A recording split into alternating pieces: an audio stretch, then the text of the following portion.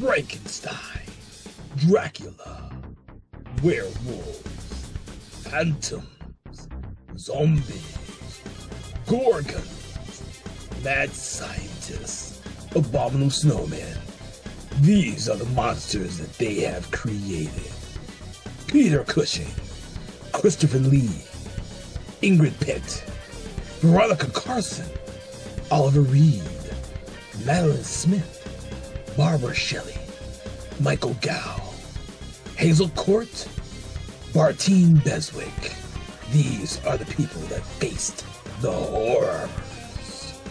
Jimmy Sangster, Terrence Fisher, Michael Carreras, Peter Sasty, John Elder, Evan Jones, Anthony Hines. These are the people who created the horrors behind Hammer Studios. Welcome to Conversations in Hammer Studio Horrors, your gateway into classic horror cinema, brought to you by Broken Lighthouse Pictures and Something Wicked Entertainment.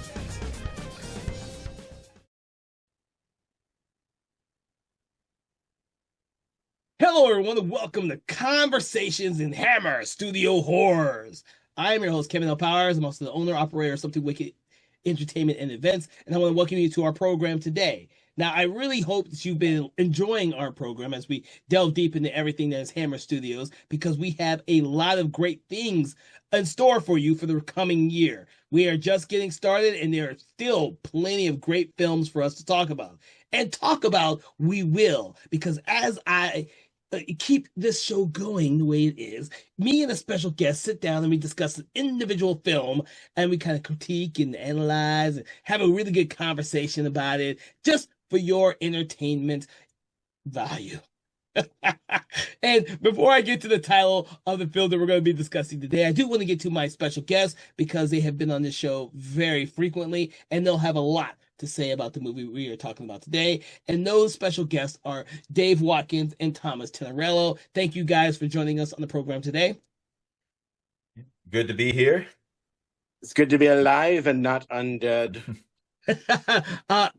Nice of you to say that, considering that the movie we are talking about is Dracula, Prince of Darkness from 1966. We are continuing our kind of foray into the Dracula franchise, and this is the third one, I believe, in the franchise. And if you are a subscriber to the program, you'll be in for a treat as we continue throughout the rest of this year. So we hope that that will be something for you to look forward to. Not only the Dracula franchise, but also the Mummy franchise and the Frankenstein franchise, which we have also been delving into while we discuss these Hammer Studio films. That being said, guys, I do need to know where you kind of came in to seeing this film, because none of us were alive when this was released in 66. So I do need to ask you exactly how you came about this film.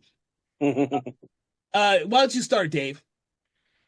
So I guess it wasn't too long ago, maybe 3 or 4 years back. I was doing like a watch of all the Hammer Dracula films, just watched them in order. So that was when I came across this one for the first time, which I think that this one's infamous kind of because it's the one that Christopher Lee plays Dracula in for the second time, but he doesn't talk at all. So there's always was that was known for me going into it, but it's interesting how they handled it. It's actually, to me, it's one of the better ones. Even though it would have been better had he talked, but I do think it's one of the better of the Dracula series. All right. What about you, Thomas? Well, Mr. Watkins, I think we're going to have some words, because we're going to have a little debate about whether or not it's better for him to speak in this movie or whether the Count should stay silent, because I'm on the opposite end of that spectrum. Now that I've seen this movie twice. The first time I saw this movie officially all the way through was exactly 1 year ago today, as we are recording this broadcast, which is January 6th in the year of our Lord 2026.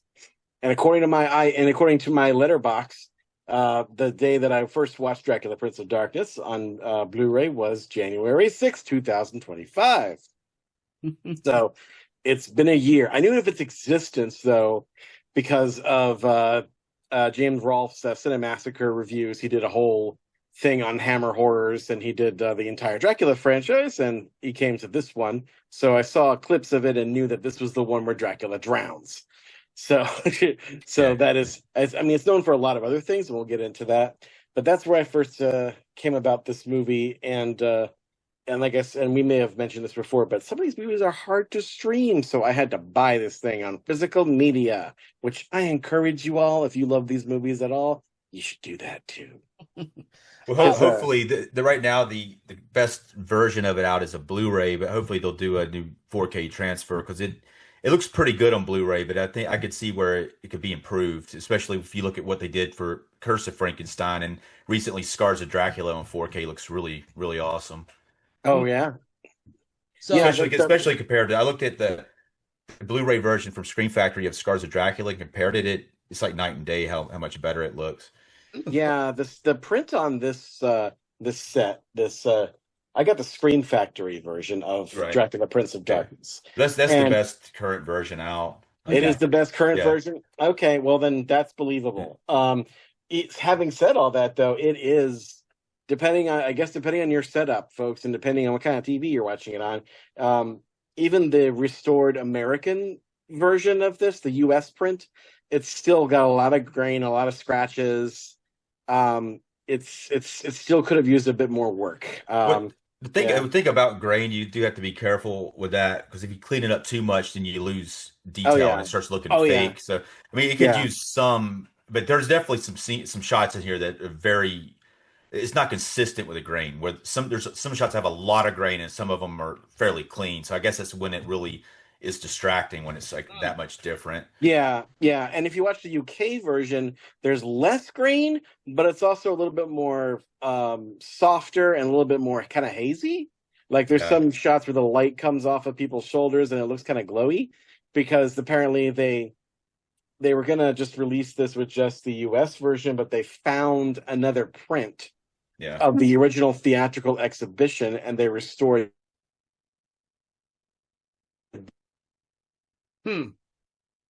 which has some other differences in that apparently the color timing is different on the UK version because in a lot of Hammer, if you're watching the American versions of these, usually released through Warner or Warner Archives or something, y'all might notice that the day for night scenes look awful.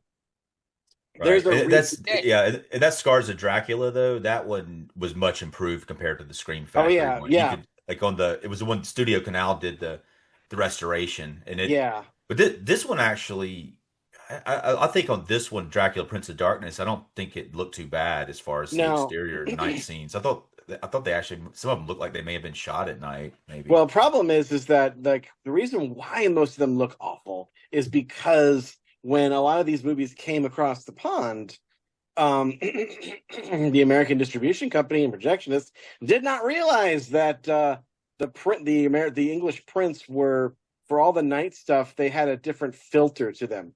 They put some kind of blue filter over a lot of those shots to make it look more like moonlight, and it looks really good and somewhat convincing in the UK version. But when they fixed it, they ended up making it look really terrible. Yeah, I can see that. So, well, that it's probably the print from that one too. It maybe it's been. They may not have been the best print. It's probably like an inner positive or something like that. So they weren't able to do any additional work to it. Oh yeah, it's probably it's probably just got Tom's kind of messed it up. Where if it was the original camera negative, they could probably fix it. To a better degree. But apparently the UK version also has some like little bits of censorship of some of the blood stuff, like during the regeneration scene, which we'll talk about. But so the UK was more sensitive with their censors than the US. Yeah, well, because like they had the British Film Board censor, the British Board of Film Censors over there, which I think they still kind of have that now that I think about it. I'm not sure what I don't know. People on YouTube across the pond, surely you are listening to some chime in and tell us what it's like over there as far as British censorship. What do they do over there now? But yeah, they have their own rating system and everything over there, but they still had a British Board of Censors. And apparently from a little research I could amount from the special features on this disc, this was made in like 1965. And in the mid 60s, like the censors were cracking down. They had been a little bit more lenient in years past, but they were starting to crack down a little bit on some of especially some Hammer stuff. And Jimmy Sangster's reaction for that is, well, nuts to that. And he decided to just like give us some really gnarly stuff in two particular scenes Yeah. in this movie. Right. And it really it's pretty jarring the couple of times it gets really ridiculously bloody just out of nowhere. Oh yeah. It's pretty gruesome a couple of times. Especially how tame the story seems for like the first half of it, until Dracula actually shows up. Yeah. They do a good job of building suspense in this one because this one's from it's for the Dracula is killed in the first film, so he has to be resurrected, and so half the film he's not in it, but it's kind of just the lead up to him to bringing him back is really well done.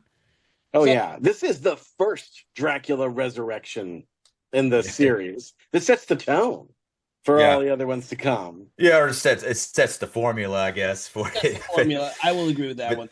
yeah, Well, but Yeah. it's really cool resurrection, but it's even like I do like the whole setup really. It's kind of creepy just going into it because you don't know exactly what to expect, especially if you expected Dracula, but there's no vampires at that point until there is. Yeah. Yeah. It's funny too, because I feel like in a way this is almost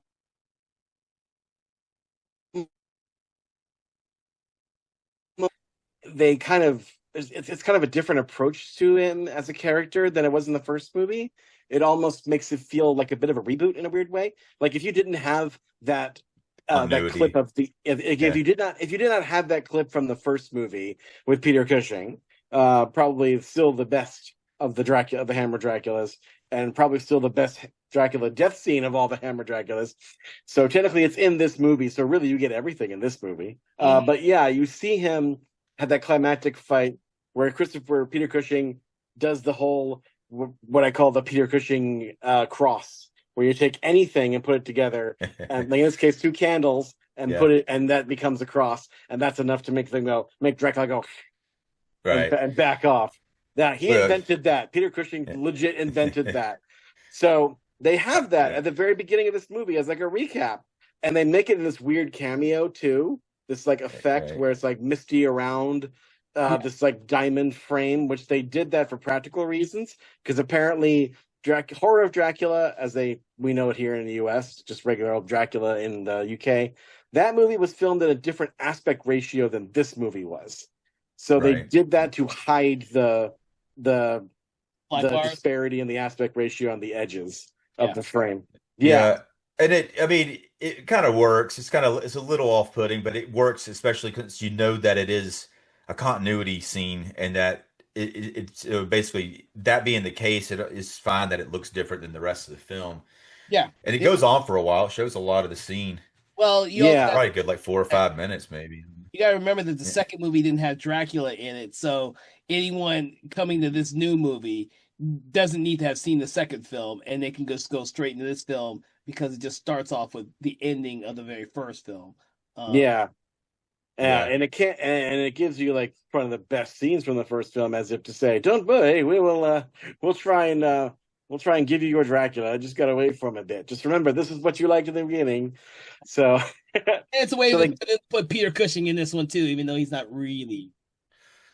yeah, that's But the one there's a thing. there's a character that should have been Peter Cushing. He Oh wasn't yeah, available for the film, but it would have been weird though because it would have done the same thing that happened in Brides of Dracula, where he just kind of appears in the woods out of nowhere.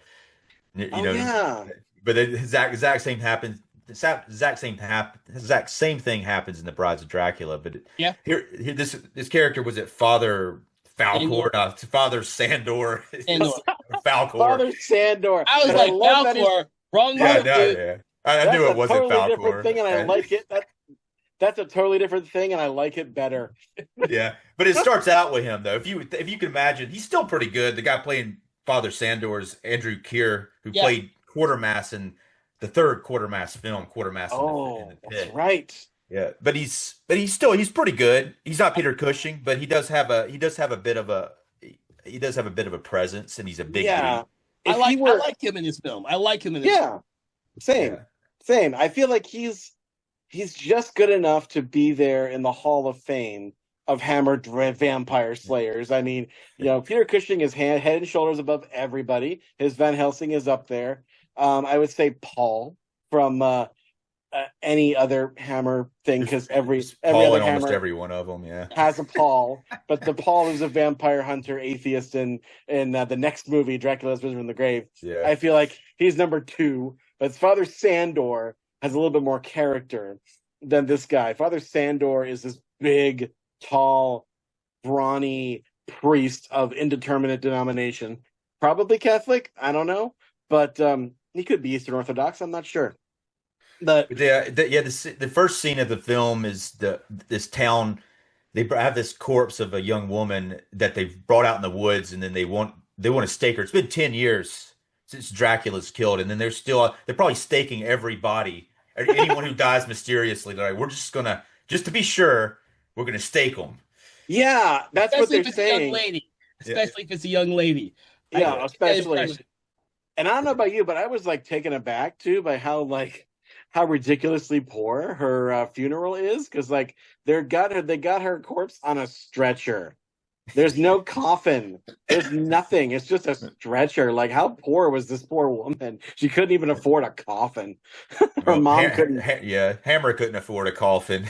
That's probably it too. There's Because some yeah, their coffins budget in there was, though, but they would have yeah. the other coffins are they don't they probably wouldn't want to reuse them because they're very Dracula-like Oh coffins. yeah.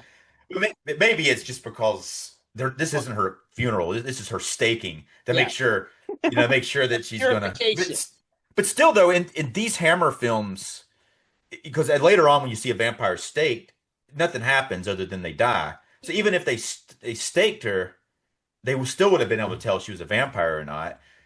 Because I mean, unless she came back to life. But even so I don't know if they would have staked her and then still thought maybe she was a vampire, and I don't know what they would have done with her body. But Chopped off Well, the head. you think they would according you think they would burn up the bodies, but they probably didn't have the budget for it. No, they wouldn't. But I mean, according to lore, what you're supposed to do is you're supposed to wait till they're in the ground, then stake them through the chest with a iron spike, not a wooden stake. That Bram Stoker created that little bit, but you're supposed to stick them in the ground with an iron rod through the chest. I mean, there's other ways to restrain a vampire. Like there's an archaeological excavation where they found a buried body that had a scythe put against its neck Oh, of the geez. skeleton so that Yeah. the vampire wouldn't rise. It would just cut its own head off. Yeah, But yeah. yeah, you're That's one supposed way to to like, do it. Yeah. yeah, but you're supposed to put it in the ground with the stake. And the stake's not supposed to kill the vampire, it's supposed to keep it in the ground while you dismember it, cut its arms and legs off, and then either wait for the sun to come up over its grave and fry it, or just burn the pieces, and then that's how you kill the vampire. So there's other ways too, but that's the main thing. And this movie kind of sets the baseline. Like way later on, when Charles, our lead normie British person, who sits with Father Sandor, and Father Sandor lays it all out. How can you kill a vampire? And he says, in its coffin, stake it through the heart, or the exposure to sunlight, or water will drown him, and the cross will burn him. And in this, between Horror of Dracula and this movie, by the time this credits roll on this, we have spoilers, folks. We have exhausted all of those. Yeah. So that's why from this movie on in the franchise, they do every other possible way, obscure, wild, crazy way to kill a vampire in the next few movies, because all the classic ways, they're all spent by the time this movie's over. Yeah. That character, the Charles character, is played by Francis Matthews, who we covered Revenge of Frankenstein. He played probably one of the best of Frankenstein's apprentices. Oh, that Yeah, guy. yeah, yeah. Yeah. Oh, Yeah, what was his name? Cleve in Cleve. that yeah, Cleve. Yes. He was a great partner for Frankenstein. Unfortunately, they never brought him back on the sequels, but No. Yeah. because they kind of rebooted Frankenstein on the next one, on Yeah, the and they have Evil and they have Frankenstein. And Dracula's assistant in this is named Clove. Correct me Yeah, if I'm wrong. Wasn't there yeah. a Clove in? There'll be more cloves in the future, several more. I could swear there was a Clove in Evil of Frankenstein or Revenge of Oh, you're Frankenstein. probably right. I know there's a clove in Scars of Dracula for sure, and there's another one, and he's in one of the other Dracula films in between this and that one. They Oh, like that. It's Same kind of thing. like Clove's kind of like a Renfield character, even though there is a Yes. real Renfield character in this movie later on. yes, but they don't call him Renfield, which is Yeah. weird. Yeah. But there's like a legit Renfield character in this one. But that Clove character is kind of like Renfield too. He's like a familiar who Yeah, he's helps the Dracula. he's the Yes. classic vampire familiar. I would say he's not more like Renfield because like Renfield was just very much like all over the place with his madness, but Yeah. Clove is very methodical.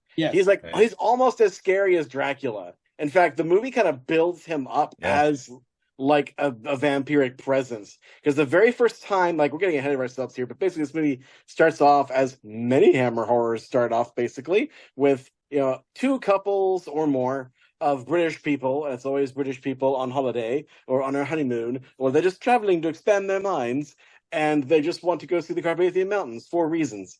And they go and they get abandoned by their carriage driver because that always happens. Well, And yeah, before that happens, though, when they're at this bar, which is a cool scene, and the Father Sandor comes in there and tells them not to go there. oh yeah, they meet Father He's just Sandor. like, don't go there, by the way. And of course, they're like, oh shit, let's go there right Yeah, away. You because know, they're Well, idiots. no, they want to go to Carlsbad, and they just get trapped on the way there when the carriage kind of has problems, and yeah, the carriage driver, doesn't want to go past Dracula's castle, which is not in Carlsbad because it's really, Yes, Carlsbad, which we all know from other Hammer movies, nothing good ever happens in Carlsbad. Father Sandor tells them, he's like, if you go to the Carlsbad village, whatever you do, don't go to the castle. yeah. And then it's like, dude, all you had to do was not say anything about any of that, and everything would have been fine. But it's kind of his fault. Yeah, just blame Father Sandor for all this. Don't bring the hand of fate or anything. But like, yeah, what I found cool though about the scene when they get abandoned by their very superstitious, ignorant carriage driver is how like there's two So ways to look. something hilarious happens. I was going to point this out real quick because the Go carriage ahead. driver's not looking at the castle. And Yes, that's what I was going to talk yeah, about. yeah. And then he tells him, he's like, why don't you look at that castle, you idiot, to the driver, and driver just like decks him in the face. Charles, he punches him in the face, and Yes. then he's just like kind of like, screw you guys, I'll be back tomorrow, and leaves. If you're alive. In the middle, leaves him in the middle of nowhere, like by this castle. And he said he didn't want to go forward to Carlsbad for some reason because it was getting too dark. And Yeah. That's yeah, it's funny you should mention that. I do laugh very hard at that. But but the thing that before that though, before he's like, you see that castle? And he's like, no, I don't. No, I don't. What castle? And you could look at that on one level and think, oh, he's just, being deliberately scared and stupid and denying everything up and down. But I don't know. I like to kind of take it a little bit further because not only does he not, quote, see the castle, earlier on, Father Sandor mentions the castle, and they're like, well, that castle's not on our maps. He's like, just because it's not on a map doesn't mean it's not real. And I think it's kind of an interesting idea that this movie sort of hints at this thing that I've seen in other Dracula movies, specifically Werner Herzog's Nosferatu, where Dracula's castle is this weird place where like the laws of time and physics and just don't apply. That it's like this world that exists in the realm of dreams and the spirits, and I think maybe I like to interpret that he's not just being foolish and purposefully not looking at it. I think maybe it might be possible he really doesn't see the castle. That maybe only Dracula's victims can see the castle. That maybe the spirit of Dracula can reveal it to you because he wants to draw people to it. I would say that if the driver was looking at the castle but didn't see it, but he is purposely not looking toward the castle. He knows that castle's there. He is purposely not looking at it.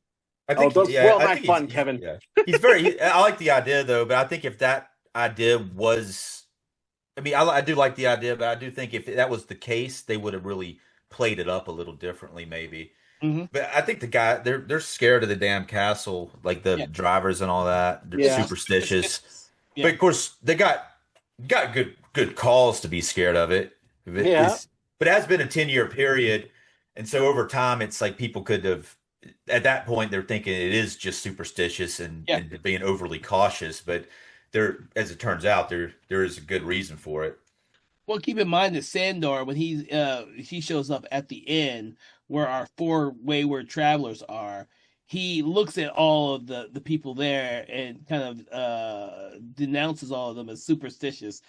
Oh Uh, yeah, I love that scene. The beginning. It's in the yeah. beginning where he goes to the tavern and he's like, "You're all," it says, "quote You're a frightened, superstitious idiot." Mhm.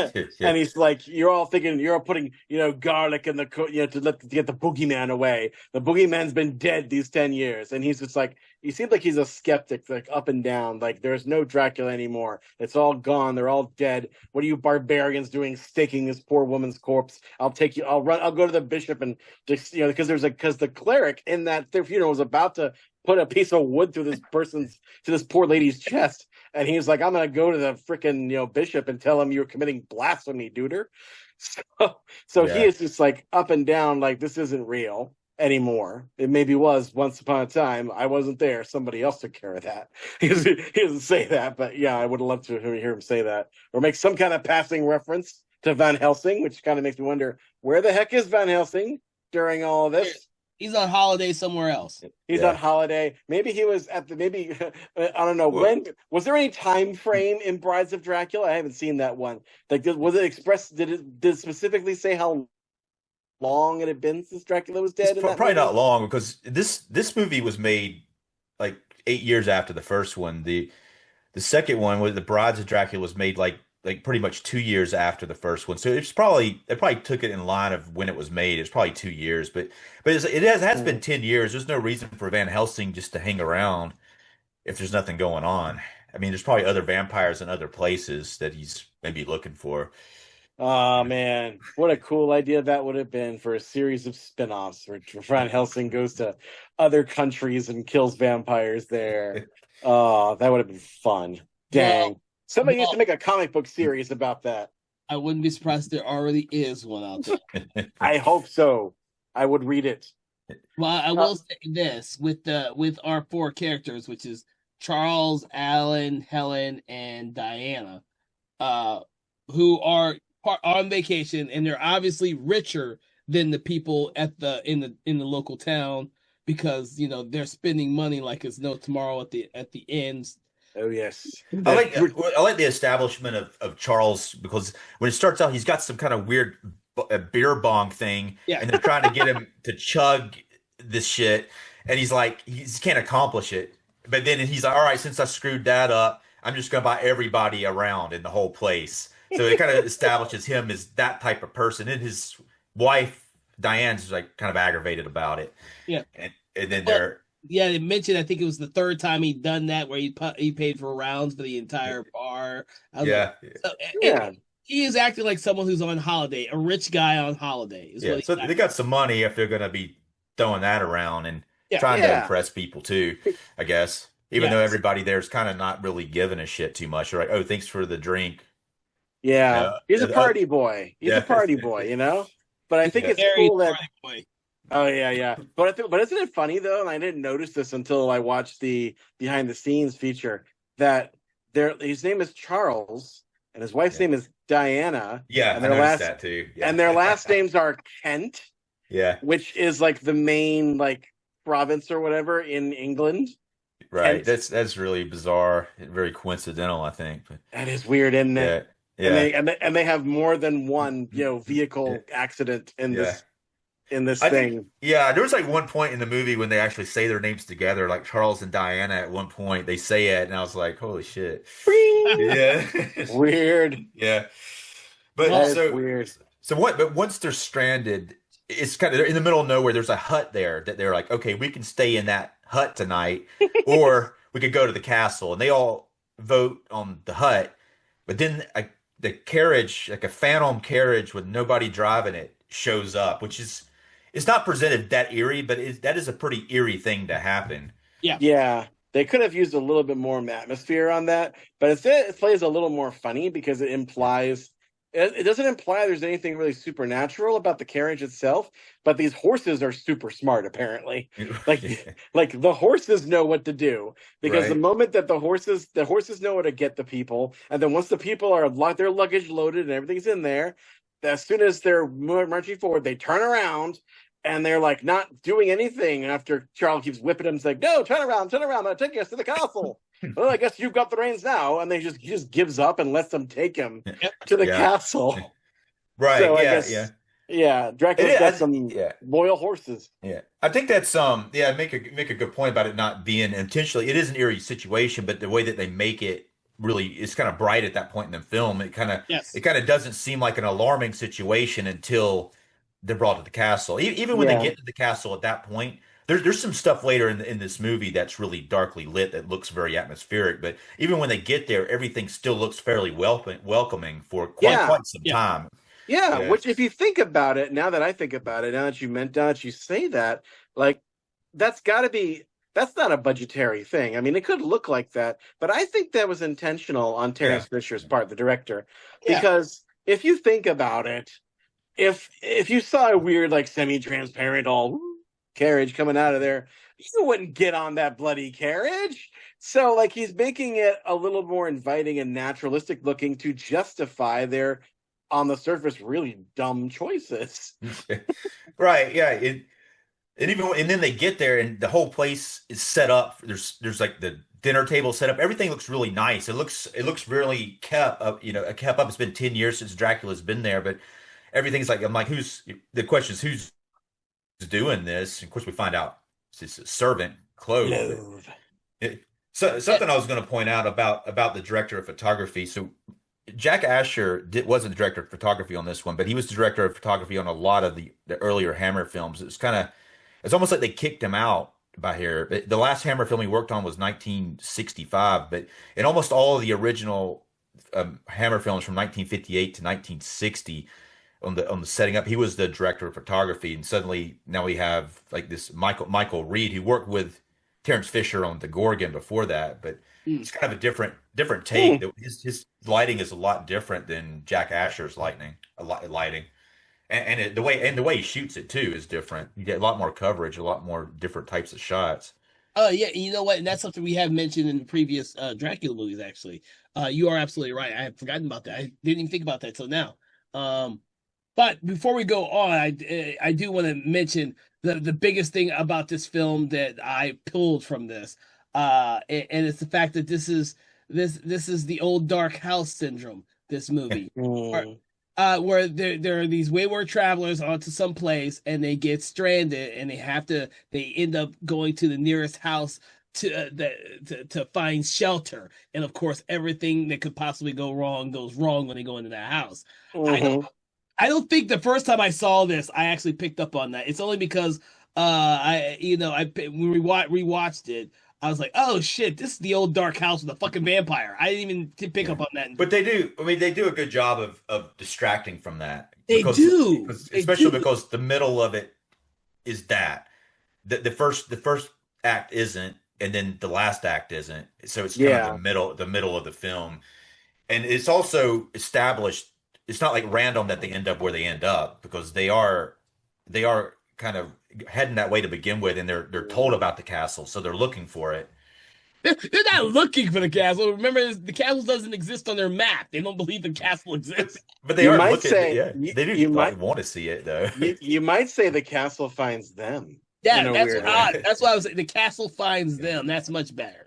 Yeah. But also speaking of the castle, like before they get in, they arrive there. We have to see that they establish in this movie the frozen moat around the castle. Like they make it a point every now and then to make it a point to say that this is winter, that this is taking place in. It doesn't hardly feel like winter though, does it? It doesn't feel like it doesn't, and that's why they have to have scenes in dialogue where Father Sandor in the bar scene comes out and is like, "Oh, it's not fit for even a beast there," and he makes a big show of going over to the fire to warm his backside, which is so cold. But And but then when they are out there and lost after the carriage driver leaves them out in the middle of nowhere, they don't seem like they're acting cold at all. I mean, they're not acting cold, but they are wearing like very like wintry dress on there. But it's daylight. It seems like in daylight it's not that cold, but as soon as the sun goes down, oh boy, you don't want to be out in that. So but that frozen moat's pretty important for the climax of the film. So that's the whole so they have to like really establish that. Yeah. And I think because you do see some snow in that moat and everything, and there's a lot of little scenes where you can hear the wind howling in the background. I feel like this is kind of a winter movie. So on a cold winter's night, you can put this in and feel cold and chills up your spine. And they've come into the very inviting soup that the guys prepared. Apparently, Clove makes food. He probably just makes soup every night just in case somebody shows up for like 10 years. Oh gosh. But he's ready though. That Clove guy he's weird too, the way he's acting. Well, of course, the first time you see him, I think it's Helen who sees him in the shadows and he just appears out of the shadows. Yeah. He looks ominous and he looks evil. He looks like that could have been Dracula standing there and not Clove. I think that was a deliberate fake out. Oh yeah. The Helen character, who's the wife of the Alan character, is played by Barbara Shelley, who is in the Gorgon. Played the Gorgon in the Gorgon. So, she's interviewed extensively in the supplementals, and they consider her one of the first like Hammer female stars, especially because because she played the Gorgon, so she was like one of the few also female stars who was allowed to play the monsters. Right. She has a smaller part than the Diane character, but she has a better part, I think, because she does eventually become a vampire and has more dialogue than Christopher Lee. So as a vampire, and she gets spoilers. She gets staked through the heart, and she is the only vampire in this whole thing that gets staked through the heart. And for 1965, it is brutal. Like I watched it again earlier this day, and man, I still went when they had that close up of the stake going through her chest and the blood erupting from it, which you like because you're not expecting something like that from a movie at this time period, right? Well, yeah, you're kind of right about that. You're not expecting that, but this is when Hammer was coming into its own with vampire. I like the way she plays the character. Yeah. What were you saying, Kev? No, I was going with Dave. Go ahead, Dave. You say you like the way she plays the character. Well, no, I like the way she plays the character even before and after the vampire, because she's the one who's scared. She's like worried about. She just wants to leave. She's the driving force behind. Let's get the heck out of here. And everyone else is like, we'll wait till tomorrow. And then she goes from that to a very vicious vampire. It's a cool performance, and she's able to do both of those type of characters. That's called range. Yeah. Well, she's the voice of reason through the film until she's the actual villain in the film, which is why I like that transition with her character. And I'm a Bond fan too, so Also, I love the idea of Dracula's castle being basically the Airbnb from hell. Because it's like years before Barbarian, but Clove tells them like, oh, my master's wish and his will was that the castle be maintained for weary travelers. So basically this castle that's not on any map. It's supposed to be like this little Airbnb for travelers coming through the Carpathian. Okay, fine. We get that, I guess. I mean, it'd almost be cool to end up, except for what happens to them, but you end up in a place where you're getting free, you get to stay in a castle for free at night and you get fed, but then of course they're trying to kill you. Then there's the whole blood sacrifice thing, so it all evens out, really, if you think about it. It all evens out. Yeah. Well, speaking of the castle, the set design, of course, I think this is kind of the repurposed castle from the first movie, if I'm not mistaken. I could be wrong. The geography might be all way off, but I don't know. I think it's supposed to be the castle. I think it's a little different, but. It's got to be, because I don't remember it being exactly like that. But the set design is interesting too, because one of the great things that Blu-ray affords us is the opportunity to pause and look at the work that went into the sets for this movie. Because with Hammer, sometimes you never know, there might be some kind of weird symbolism and stuff in the background and stuff. And in this movie, yes, there is. Because like Clove makes a big deal as he's serving them their soup or whatever the heck that is. When they ask him about about his master Dracula, he's like, "Oh, he's from a very long-lived family, very prestigious old bloodline." This, of course, plays into the British kind of obsession with class and with royalty and respectability and things like that. And he sells it by pointing towards the coat of arms. Yes. Right. Yeah. Which is not something we see a lot of in Dracula movies. We don't see a lot of, things about Dracula's family or lineage. But this coat of arms is interesting because we do see it pretty prominently. It's weird because like all the symbols on it is not something that you would associate with Dracula. Like No. there's no dragons, there's no bats, there's nothing. Like, so I had to look it up. What the heck do these symbols mean? So what you see, because this is an audio-only podcast, I'll describe it to you folks. It's a shield flanked by two eagles with a knight helmet above, and in the shield there's a yellow cross, and in the sections of the yellow cross, top right, you got two fish, and opposite it you got a tree, and then below the tree you got a clamshell, which is odd for Dracula. What the heck is a clamshell doing there? I was thrown off by the two fish as well, but I was even more thrown off by like across the clamshell. There's two wavy lines like waves. So I was like, what does this mean? So I took a little stroll down the internet, and apparently, so the tree apparently represents strength, endurance, longevity, growth, and a connection to the land or family lineage. Which I'm like, oh, that makes sense. He is a long-lived bloodline. That makes sense. The two fish, people disagree on what they mean in heraldry. They could mean a lot of different things. Mm-hmm. But generally speaking, it means a generous mind or spiritual nourishment. But could also symbolize harmony, abundance, martial happiness, or balance. So I'm not sure what that has to do with him. But the clamshell is interesting. The clamshell is actually a symbol of St. James the Great, who was the patron saint of pilgrims and travelers. Yeah. So the clamshell was traditionally worn by those who made the journey to the shrine in Spain, and also sometimes by people who participated in the Crusades. And then the way... I like that. Suit of arms, cool. It's pretty cool, but it is funny though what you say. It is, if you think about it, what's on it, it doesn't quite go what's going on, but it doesn't. It doesn't. Like the waves, they said symbolizes somebody who has like a naval command.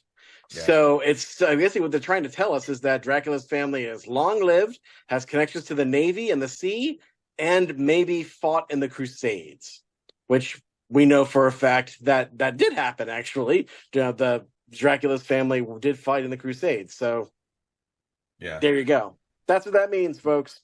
A little bit. Yeah, it's a nice touch. It's kind of cool to see it. It could be just, I wonder if it was just a random like coat of arms that they had that they just like, hey, let's throw this up on the wall. Yeah. I don't know, because like they feature it. Like the camera goes right to it, and usually that's because it's just what? That's because Clove mentions it. Yeah, it's in the dialogue. Yeah, so I figure something that's mentioned in dialogue is featured on the camera has to be something they put work into. You know what I mean? Yeah. Yeah, the set design's cool though, and it looks great. They got the fire going in there. It all looks very atmospheric.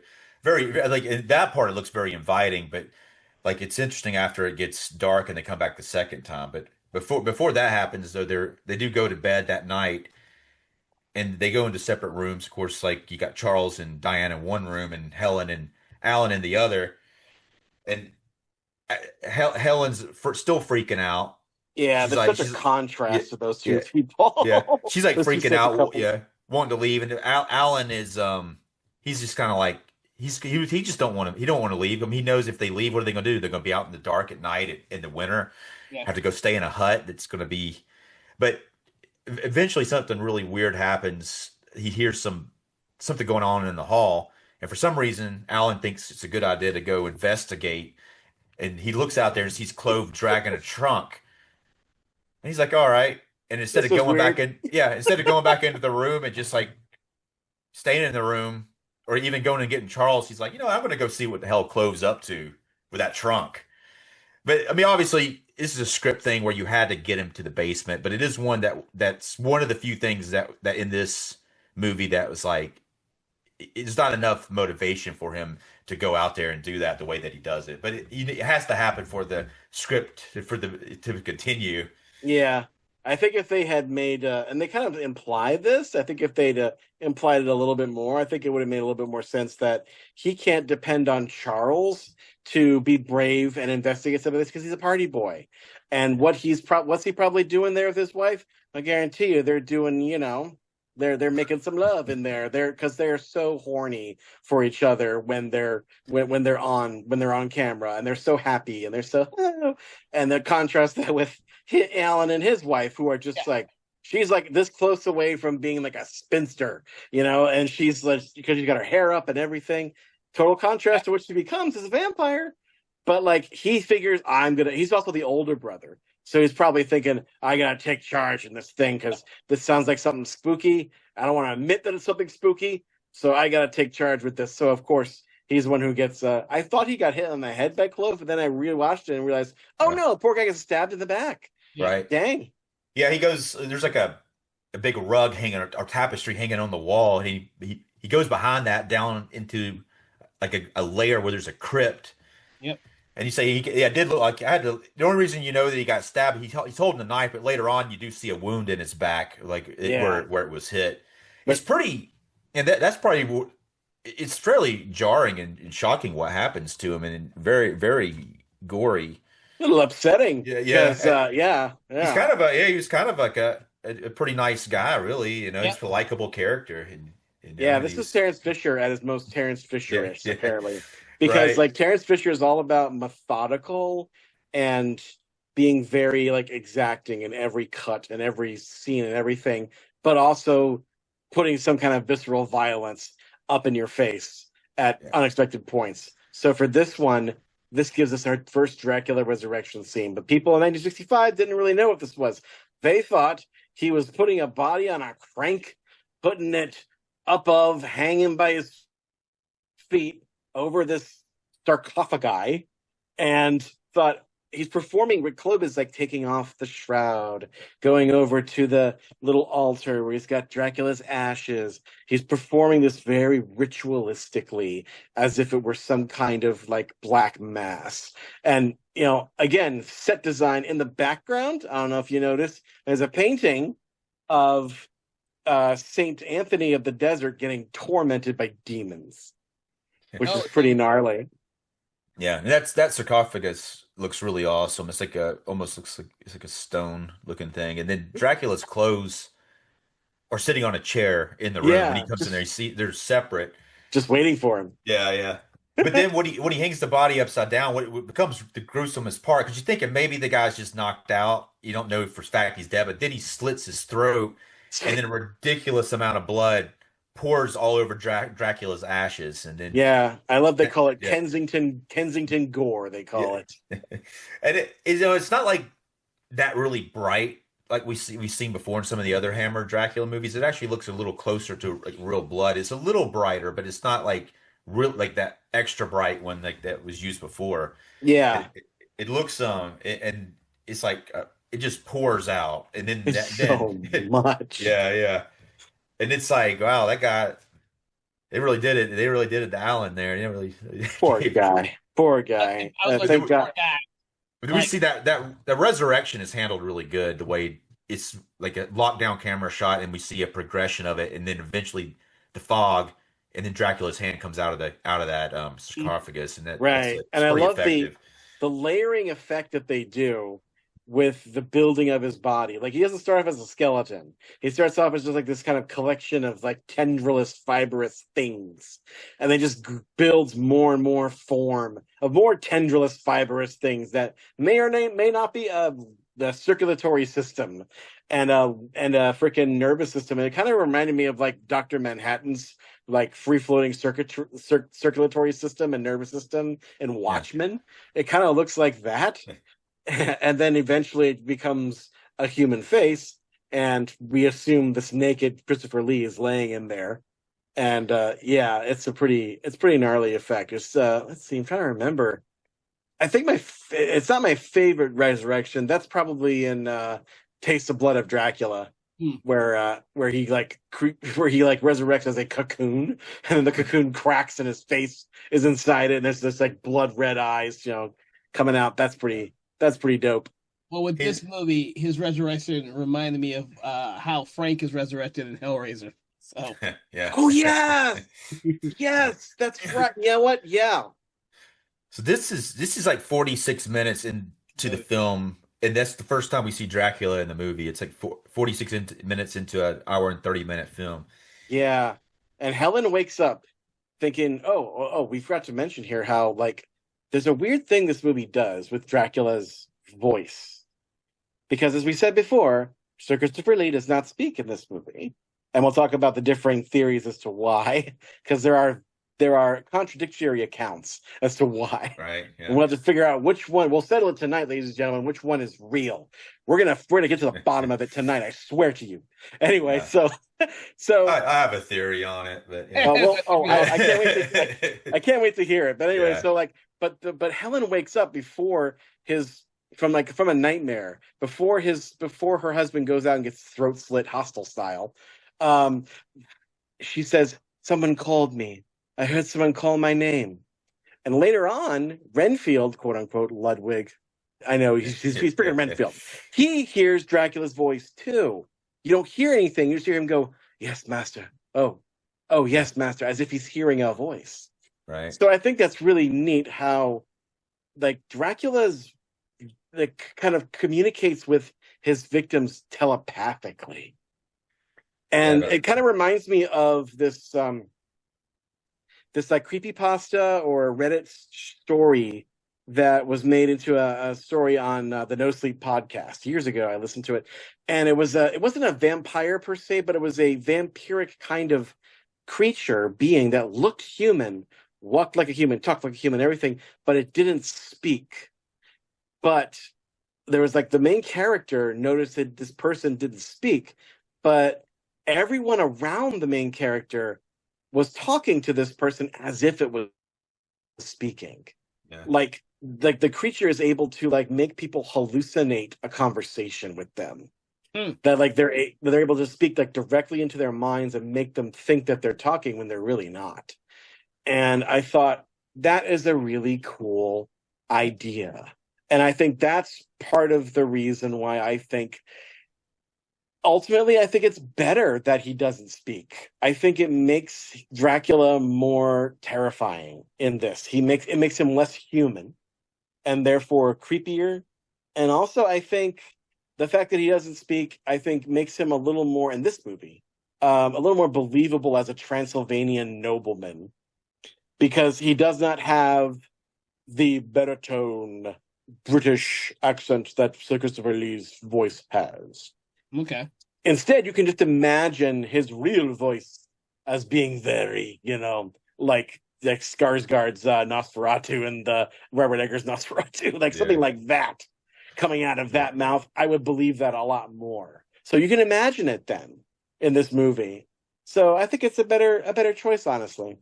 Well, I mean, I think he does a really good job. I think when he's acting animalistic. And in the first movie, he only talks during the first 20 minutes, and then all the rest of the movie, all the rest of his appearance is just like what happens in this movie. So they probably thought, it was very effective, and it was effective in the first one. But I just think that in some ways, is Christopher Lee's somewhat wasted not using him. That you're using him, but then he's almost doesn't have. He's got the presence, but then something just seems. There's like you don't know exactly what's going on. You don't know where Dracula's coming from exactly, and it's hard to even build a character when you don't have that. And then Helen gets all the Dracula like lines. I think it works. I would really wish they could have especially going forward. I think Scars of Dracula is the one where he talks the most in. But Really? yeah, most of the time he doesn't talk, or he talks very. This time he doesn't talk, but most of the time he doesn't. They don't give him much to do most of the time. It's like they Yeah. don't. I mean, I wish they'd done one where it was like really like a lot of Dracula in it, and see what that could have done. I mean, either way, we know for a fact that Sir Christopher Lee can sell that, and he did in the first movie. But I just think this is a different take that also works for different reasons. Yeah, And I think that he's just fine doing that too, because I mean, we know from his role as the Frankenstein monster and the Mummy that he he was a very physical actor and knew how to use his body expressively, like a silent movie actor. yeah, That might have been his inspiration, was like the original like Nosferatu and things yeah. like that, where your facial expression has to communicate everything. There's very little. I can't think of really. There's maybe like one or two spots in this movie where I feel like I can't really get what he wants, but or some dialogue would have been nice here and there, but for the most part, no, I think it would have been just fine. I especially think no dialogue really is effective for way later on when he finally gets his hands on Diana in the monastery and tells her without telling her to take off the Yeah, right. cross. Yeah, yeah. No, I mean, it's done really well, and Yeah. it's like some of the stuff that he does is not funny, but it still makes me laugh. Like when Dracula does stuff like what usually happens, like one of the women who is a vampire tries to bite somebody else that he wants to bite, and he Oh yeah. busts into the room. This happens usually. Yeah. It always cracks me up, and he busts in the room. He's like. And Yeah. he like That's all you slings them all away. It's awesome, but I'm just like laughing about that shit. It's Yeah, so that's funny. great. That beat is always basically just like a variation on the Lugosi version when he Yeah, comes yeah, in for yeah, for Harker and says he's mine.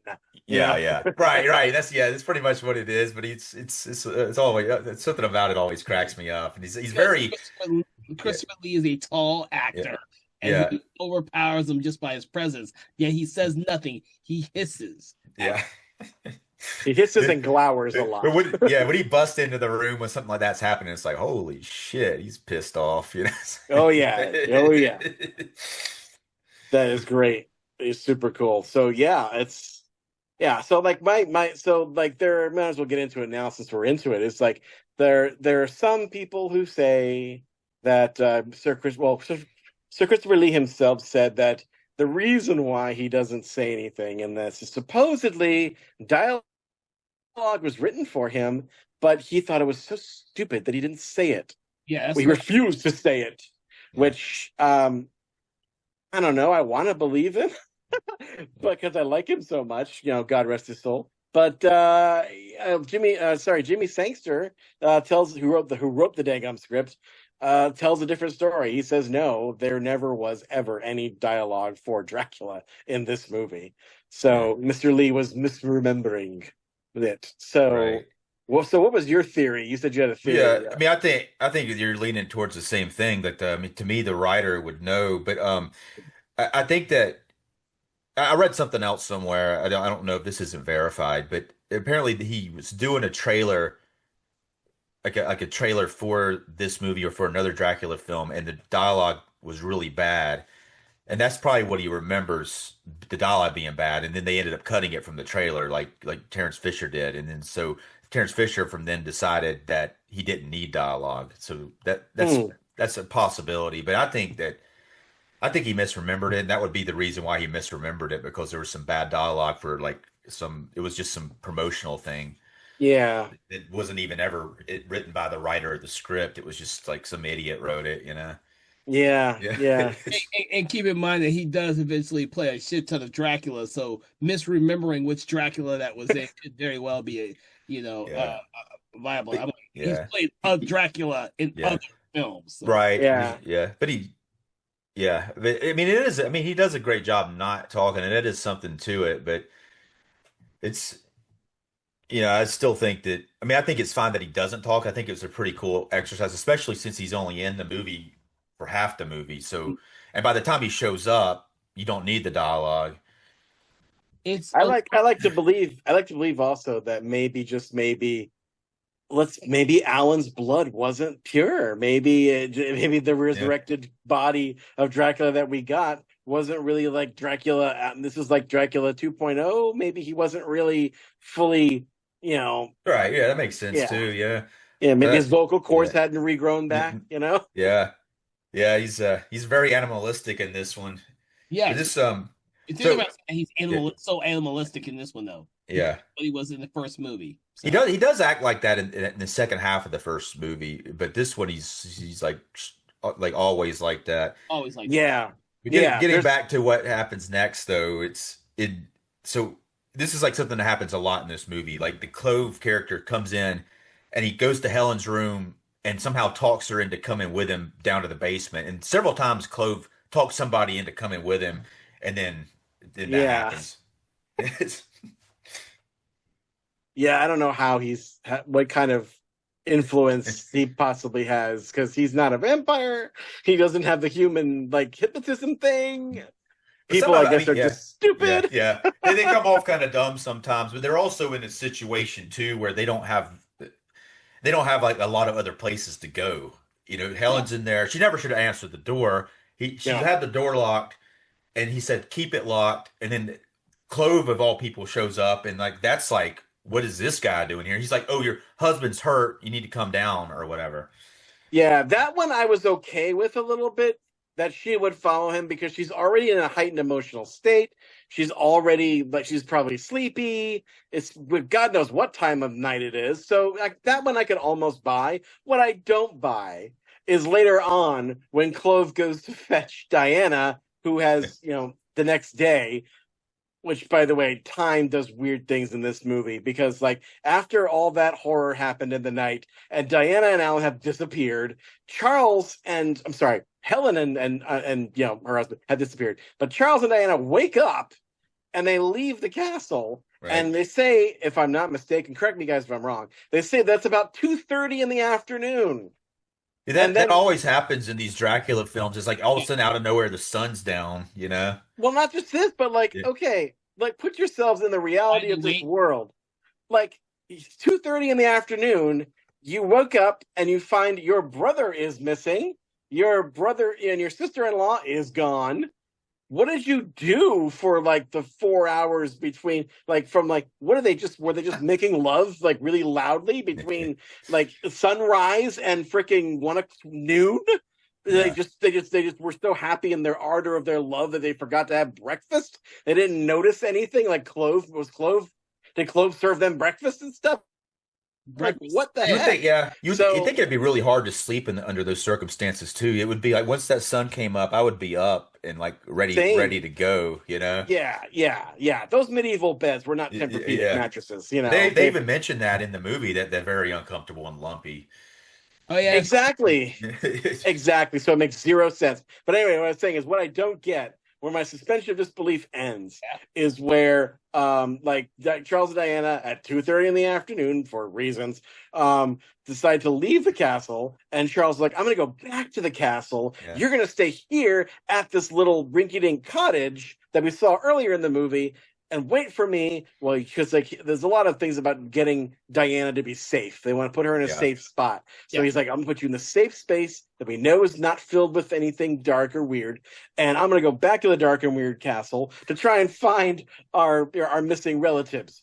And I'll that's be really back. like, yeah, yeah. Every time they do that, it goes bad. Something goes bad. Yeah. Yeah. Yeah, He's like, yeah, I'll be but back by he's like, I'll be back by yeah, 6:30. But she's like, oh, but the sun will be down by then. He's like, it'll be fine. So yeah. he goes back there and then like I don't know how we don't know how long it takes that carriage to get to the castle, which is visible from where they are. It seems very visible. It can't be that long a drive. But he gets there and the sun goes down just as he's yeah, just as he's in the crypt and sees Dracula, and Dracula opens his eyes and glowers at him like, "Ooh, I'm gonna get you." But then, like you said, Clove comes in and goes to Diana and is like, your husband sent me to fetch you. And she's like, what's going on? He's like, he will explain everything to you. Get in. And she does. Yeah. But Come on. yeah, I mean That's the dude could have like made her get in there, because she's very vulnerable. I mean, there's a lot of mistakes made by these characters, especially in that time. because they could have him looking for. Of course, they didn't know what was going on with the vampire, but him looking for his brother, and he should have kept her with him. There's no reason to separate other than he thinks to keep her safe always, but that always ends up leaving her vulnerable when Yeah. he's not with her. Yeah. So it's like, but she ends up becoming like a liability as they suspect, but mostly because she gets bitten later on. Yeah. But it's Yeah. but really like it's that idea of trying to protect her and leaving her in a weird place like a friggin' cabin. Like that dude showing up, the Clove guy, even if she didn't do what he wanted, he would have made her do it. And Yeah. maybe she sensed that, Yeah, you know you what? I know. would have been fine with like Clove trying to pull that, and she's like, I'm not going in. But then Clove being like having a thing of chloroform in his pocket and just like Yeah, yeah, chloroforming her and sticking her in the carriage. Because like if yeah. Clove is at all professional in the slightest, which I'm not sure, because like he's He's the dude. Because what do you do with Alan's corpse? He stuffed it in a treasure chest, basically, with his little bloody hand sticking out. So he's a crappy butler. He doesn't put the bodies away. But yeah, anyway, so I like to imagine maybe that was his plan B with Diane. Was like, I'm gonna just throttle her, I'm gonna bunk her on the head or something and put her in. But yeah. no, she comes in of her own will. And it leads us though to the point where I feel like this movie really takes off But is yeah, when this that's they get to yeah. the castle again. Yeah. Right. And that's when they walk in the door, when she walks in the door is when the first time the lighting looks really ominous. It looks completely Yes. different than the first time when it's Oh. welcoming. Oh yeah. Yeah. Did you notice like that blood red light on the top stairs? Right. And it's very, Which very dark and it's very blue looking in it, but it's Yeah. yeah. it's a cool like sequence that happens right after that. It's probably the best sequence in the film other than the resurrection part. Yeah. Oh, yeah. Because like what happens is like she comes in, Clove like closes and locks the door, and he gets all smirky. It's the only time we see Clove smile, Yeah. and he and like she's there, and she's like doesn't know what the heck to do, and like meanwhile like her husband is trying to find her in this huge castle, and bam, there comes Helen. Helen, what are you doing here? And she's like, oh, Diane's sister. How are you? And basically puts the lesbian vampire moves on Diana. With the actual, yeah, here's the dialogue she actually says. Helen says, she says, "We've been waiting for you, Diana. We've been waiting for Ooh. you." And it's very much, it feels like a nightmare, like the whole thing. And that's a lot of too, like when people leave and then they can't leave and they keep having to come back. Yeah. It does feel like Huh. that. Like if it does have that type of, You're I right. can't get out of That's here. right. I didn't think Yeah. about that. That's also very Texas Chainsaw Massacre, the original, where they keep coming Yeah, back to the yeah, same location no matter where you go. Your fate is sealed. You're gonna come back there anyway. That is that. I didn't think about that, Dave. That's a good pull. Yeah. It is like a but nightmare. yeah, yeah, And then and it that's feels like that, especially here when they come back in. yeah, It's and like, that's when you mentioned Dracula does the whole "he's mine" or "she's yeah, mine" thing with the yeah, and yeah. just kind of comes down the stairs, swoops in, tries to get Diana, Yeah. but then bam, in comes Charles and has a fist fight basically with Dracula, where Dracula is clearly so much stronger than Charles, where he is throttling him, and then Charles tries to sword fight Dracula, Yeah. and Dracula's just like, "Give me that sword!" Yeah. Bam, snaps it in half because he's Dracula. Bam. And when I swear, like when he's throttling him the second time, you're thinking, well, crap, he's out of ideas. This guy's Y- screwed. What Yeah. can we possibly do now? And then, Right. bam, Diana's, I'm going to get these two women messed up all the time. But anyway, Diana's little cross burns the arm of Helen. And she gets the idea, ooh, dicks out her little dinky cross and Yeah. uses that to save her husband, Charles, who then gets the idea and takes the broken sword and Peter Cushing's the sword together Yep. with Dracula. And that's the power of the cross and their quick thinking is what gets them out of that situation. And I love the little beat, the capper to this whole sequence is that they run out the door and little Helen the Helen vampire is like quivering by Dracula's cape, coming up to him and touching his chest like, "Forgive me, darling." And then Dracula's just like, "Yeah, get away from me, whore," and just leaves. But Well, the Clove does. He comes back with that knife too and tries to stab Charles. But unlike when he does it to his brother, Charles actually hits him and knocks him out Yeah, before that. So that like what, but it all seemed like that was definitely in that sequence of the film. It all seemed like it could be over for both of them, and at that point, and then we'd have to have another half an hour of some other new character. But the whole time it seemed like they weren't going to get out of that scene. yeah, it was pretty great. Yeah. It's nightmarish and suspenseful and calls back to things from the first movie. And again, I love, and it's also and it shows also very progressive in how it portrays Diana, because like not once but twice in this movie does Diana save or at least provide the impetus to to destroy the vampire, just to save her husband and destroy the vampire this time, and then later on when she gives them the idea of shooting the ice. Yes. Right. And I'm like, that's cool, thank you, Jimmy Sangster, for that. Yeah. But like but I also love how and this was kind of something I didn't really notice before, but I love how when they're getting away from Dracula on this carriage and they have that carriage crash, poor Diana gets knocked out, and poor Charles doesn't know what to do, so he's just dragging her along, and he's running out of steam, and it's still nighttime out there, and then all of a sudden, boom, cameras on the ground, 2 feet, long black outfit. Oh crap, we're screwed. And then, oh, thank God, it's Father Sandor. Yeah.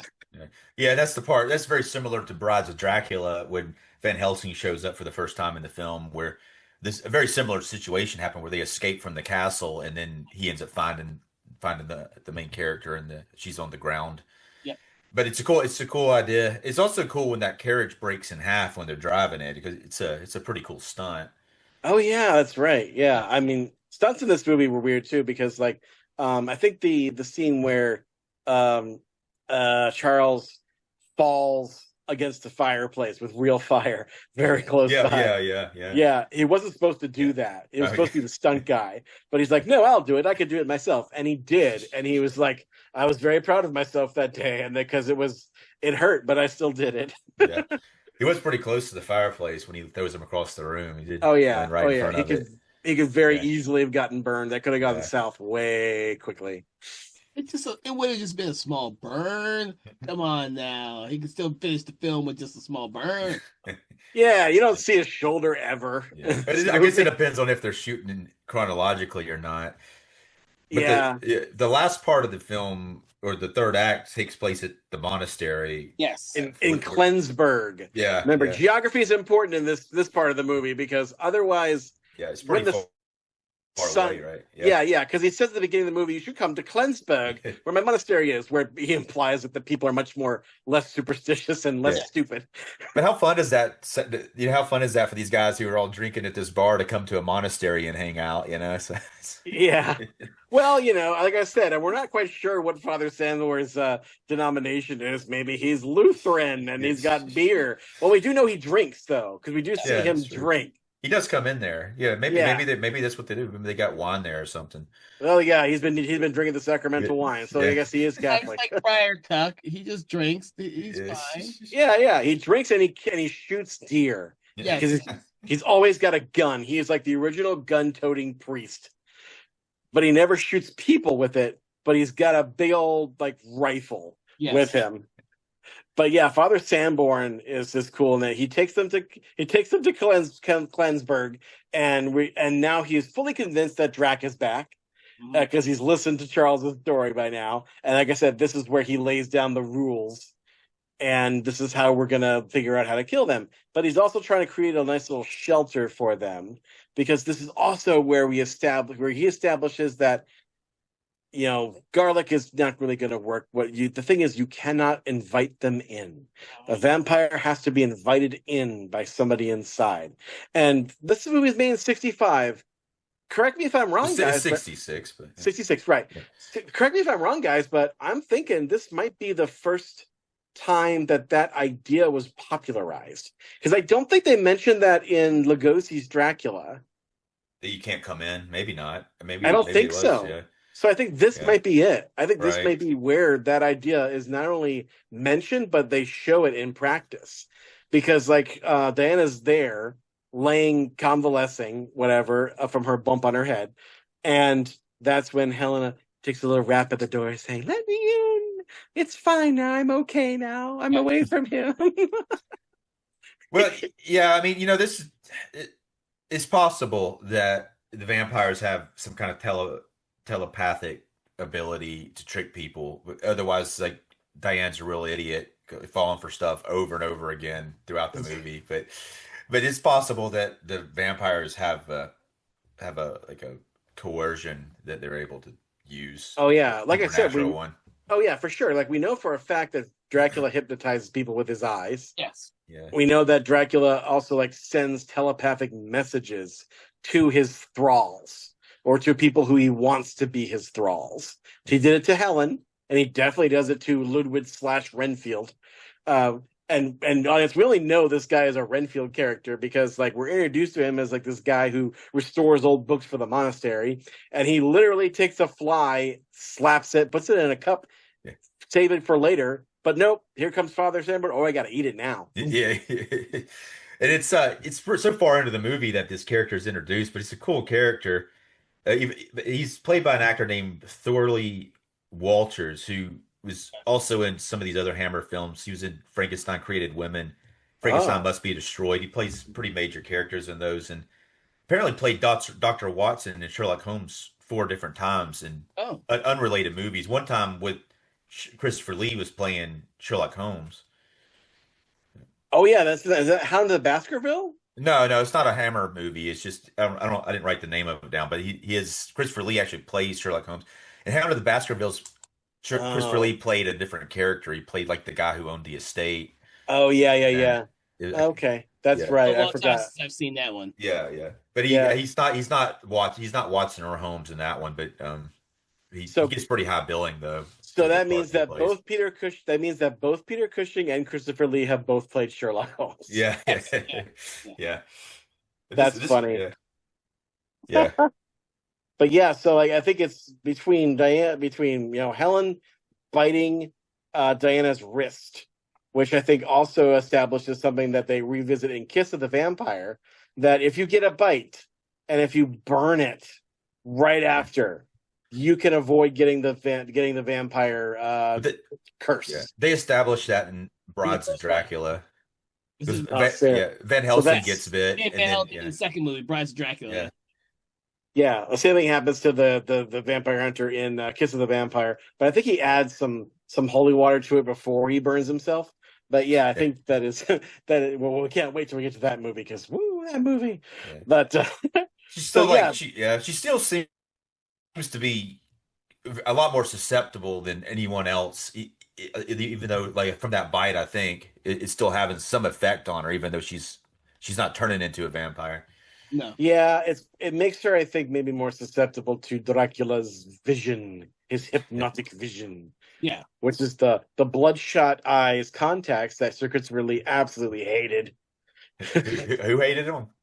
Christopher Lee hated those no. contacts. Yeah, Yeah, they look awesome though. they do. Yeah, Yeah, but everything that looks awesome, you're gonna probably hate. yeah, I'm sure because they take up his whole eye, so they had to have been very uncomfortable. Oh yeah, they were. You said very, very, and you had to be very careful with them too, because otherwise, if they just slipped a little bit, you could see, Right, the iris, right. So you had to be very careful with them. Yeah, But yeah, sense. it's a pretty. And then after that, like we see that Ludwig, necessitates the meeting of Dracula and Diana. And before that, though, actually, no, parallel, right? As that's going on at the same time. Let's not forget that's when poor Helen is getting staked through the heart by Father Sandor. And like, I love how like he's telling Charles like this is not going to be very pretty. You might want to step back. And he's like, but we're freeing her. It's not your sister-in-law. It's not her. It's just evil that's contained. Yeah. We have to do it this way. And apparently, like the actress who played what was her name, Barbara Shelley Steele. Shelley, yeah, Barbara Shelley. Barbara Shelley apparently swallowed her own fang during that scene. Yeah. She said that one of her fangs came out while she was flailing around and she swallowed it. There goes the budget for the film, I'm sure. Yeah. Like, yo, just give it a while. It'll come out eventually. Yeah. Well, geez. Yeah. Well, it's interesting though because Sandor forces Charles to look at Helen now after she's been staked, and like because he has to prove that this is not your sister-in-law. Look at her now. Yeah, and she's all peaceful looking and human again. Yeah, not the crazy thing that was chasing after him. No. yeah. She's having a lot of fun playing that vampire, though. You could tell. It was so much you fun could just playing. tell. I'll bet I would too. I mean, come on. Yeah. Oh yeah. Yeah. But yeah, like you might not if you're having to wear those red contact lenses, but but she looked like she was like having a blast. Christopher Lee looks like he's pissed that he's doing it. But he's a great actor, and that's what great actors do. You use the pain, you put it into your performance. Yeah. But he definitely does it. But she's playing the vampire character, like the vampire character. She's really enjoying being a vampire, and it's a fun experience for her. Yeah. Well, yeah, going from like buttoned up spinster to the sex monster basically has to be I would imagine being a very free experience. Not that I'd want to, do that. But anyway, but like, and in the other room, speaking of sex monsters, you've got one of the other famous scenes from this movie we'll talk about briefly, is Dracula cutting his chest open. Yes. And with his own fingernail and being like, drink of me, without saying it. He's basically saying, drink of me. And Diana just goes for it like, oh, look at this. And she never actually drinks because they get interrupted. But apparently that was one of the only bits from the novel that they weren't able to squeeze into Horror of Dracula. Because apparently that happens in the book. So they squeezed it in here. So Christopher Lee must have been happy about that because like he's always like a big proponent of if they put more of Stoker in it, it would have been much better. But I also love the coda to that whole moment where again I love how he's like telling her to take off the cross without saying anything, just pointing to it the way he points to it. But after she almost drinks of him, bam, they get interrupted. I think Father Sandbor's coming in to stop him, and he just like scoops her up and he's like, screw this, and just goes and kicks the door down. Glass shatters everywhere, and he's just gone. Yeah. Because he's Dracula. He don't give a crap. Yeah. Well, something that just leading into this that we didn't mention, like Clove actually drives them down there in a carriage, and they're in coffins.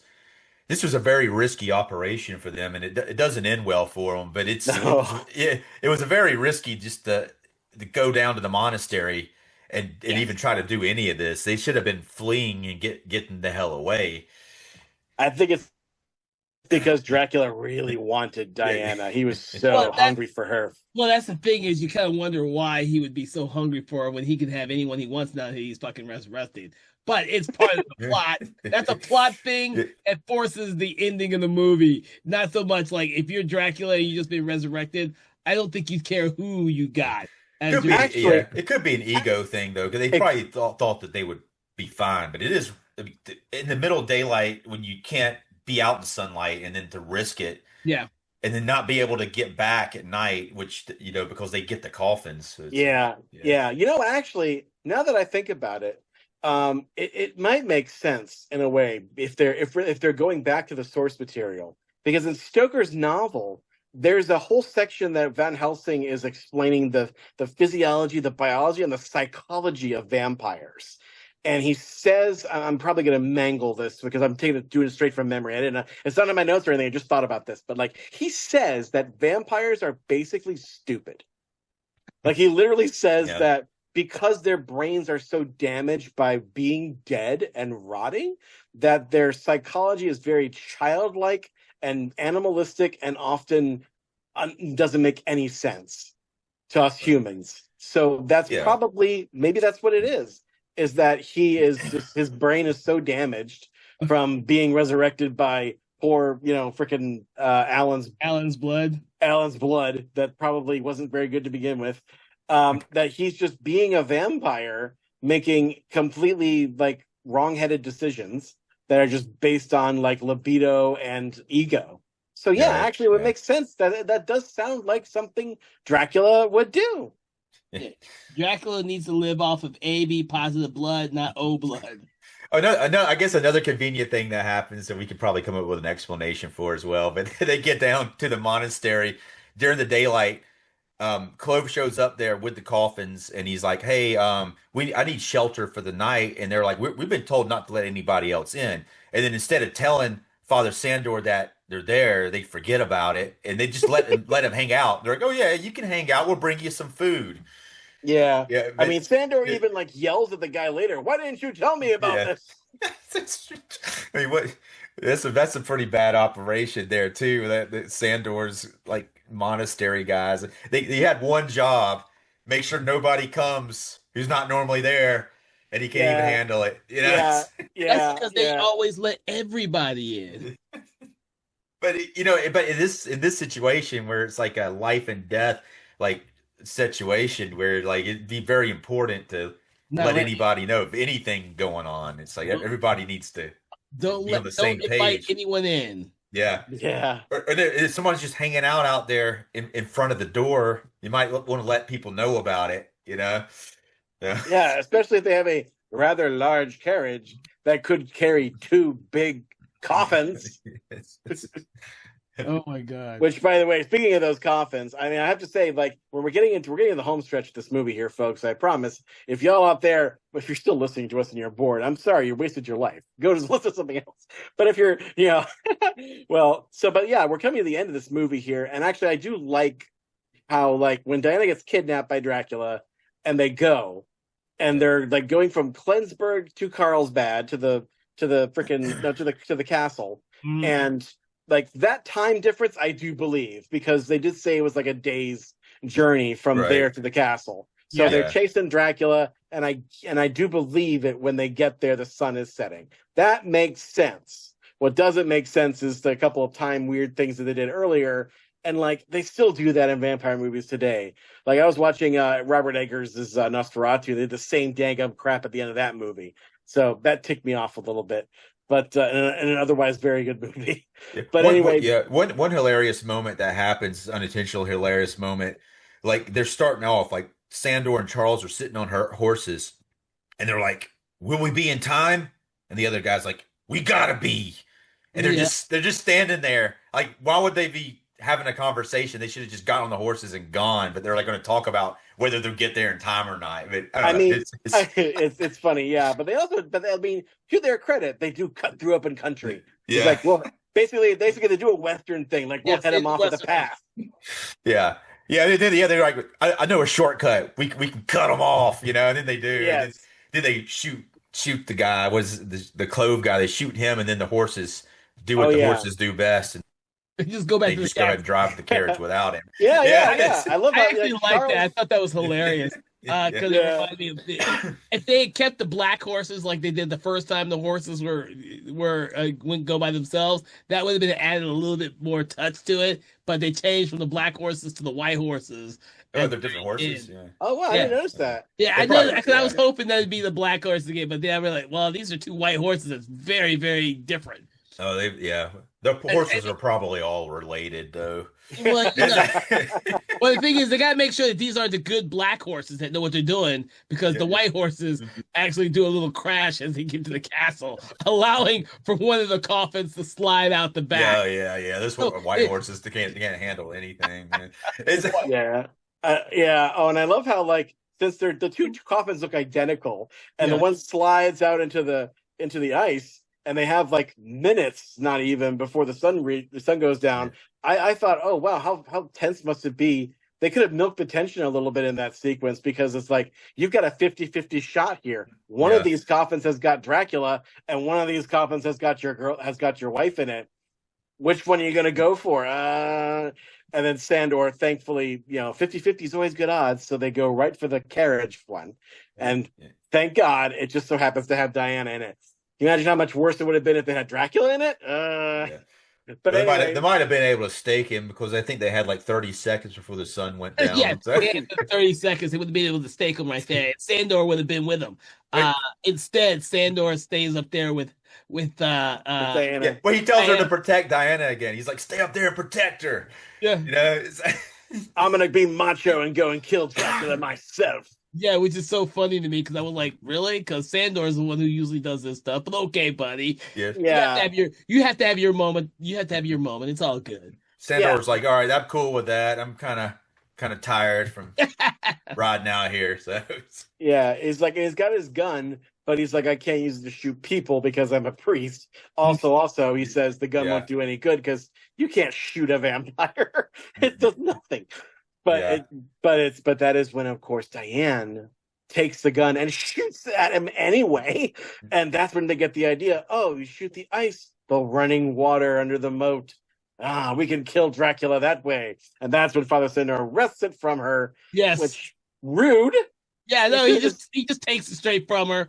And starts shooting the ice. Yeah. shoots the ice. Yeah, But I think it was a good move. I think he was better with the gun than she was, and she's Oh, probably yeah. only going to shoot it once. He probably hurt her, really. You know, he she's steals just, her. He steals her thunder though. A but she little. can't just keep shooting a gun though. She doesn't have experience with it. She probably hurt herself with You a don't gun. know that. You don't know that. That is mass. Dave's assuming that that is the time period Did you depicts see the way the life dress she she had on? There's no way. Women skeet shooted back then. They shot clay pigeons back She's then. very delicate, man. She's always having to be taken care of. There's always conversation about we need to get her to this other town, in her safety and everything. and then we're gonna go back, you know. And it's like she's Well, she's a delicate flower. because I can't imagine any other film where they use the idea of running water to drown the vampire. You know what? I think this is it. This is the only freaking one I can think of. That is. I mean, I can think. I think there might have been movies where they used running water as a barrier. Yes. But they never used it to kill a vampire. Yeah. It was there, you know, and it's like it doesn't make a lot of sense. It's kind of weird, but and I was actually the first time I was like I didn't even realize it was a frozen moat. I thought he'd landed on concrete, and that was like it was weird. Yeah, and then it's like luckily they're able to shoot the ice, and then he falls in. And apparently, Christopher Lee's stunt guy almost drowned. Yeah. Well, you know, and it's like that's the one thing about these films that when it gets to a certain point in the movie, they're like, we have to end it now, and it seemed like this at this point. It's like the movie's over. We got to get rid of Dracula. We got 10 seconds. Or a minute left in the movie, so figure it out. You know. Yeah, it does give the third act of almost all of these movies momentum. Like there's always this suspenseful momentum. There's a chase. There's a fire. There's always something. And in this case, it's like the ticking clock of the sun, and like we got to kill Dracula somehow in a way that we haven't killed him in the previous movie. And this was it. Like the last movie, we burned him by the sun. This movie will drown him in the water. So it makes perfect sense. You go from one extreme to the other extreme.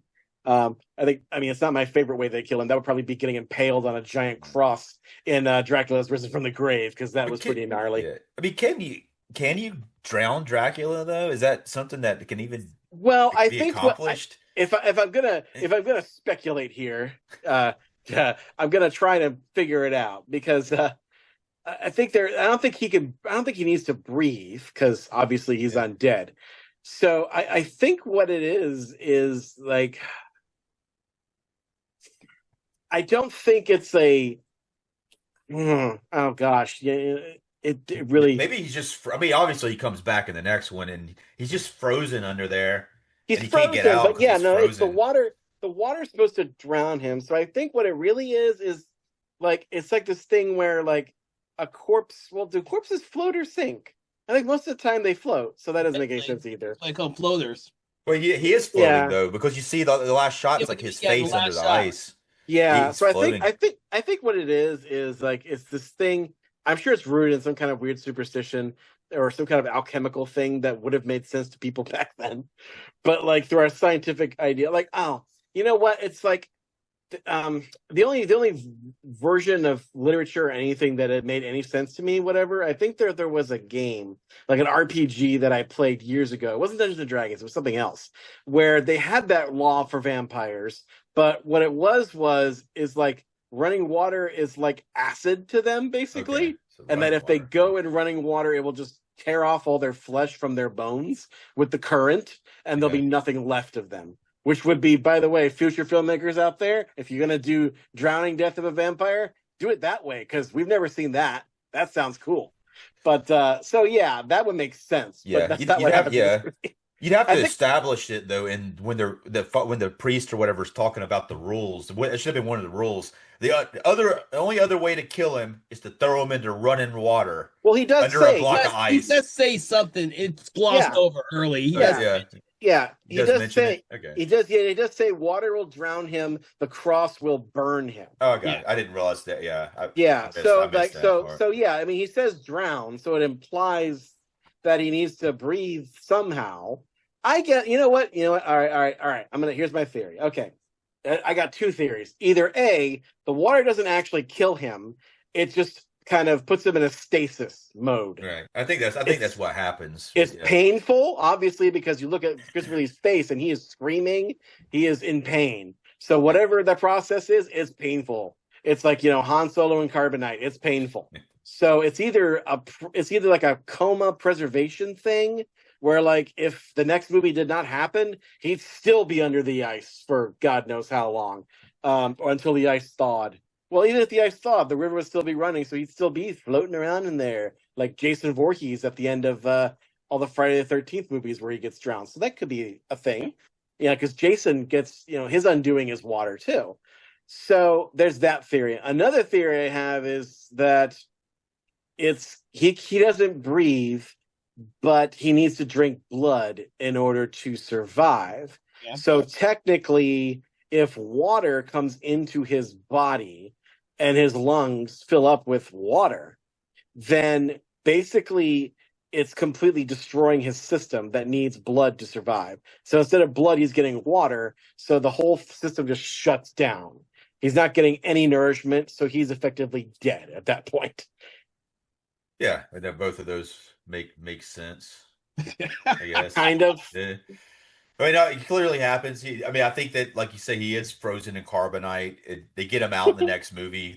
But it kind of, these movies almost have to end with Dracula dying. Because I don't think they could end with him winning. I think it was like a code thing where it wasn't even like feasible. They had to kill him at the end of the movie. Yeah, I don't creative know. way they could come up with, because I honestly cannot think of another movie that does it. The closest I could think of a vampire and water would have to be what happened at the end of, I can't remember what season of Angel it happened as, where they put Angel in a fucking coffin and drop him down in the middle of the fucking lake, where he's stuck there for like being in between like season 2 and 3 or 3 or 4. I always forget what seasons was.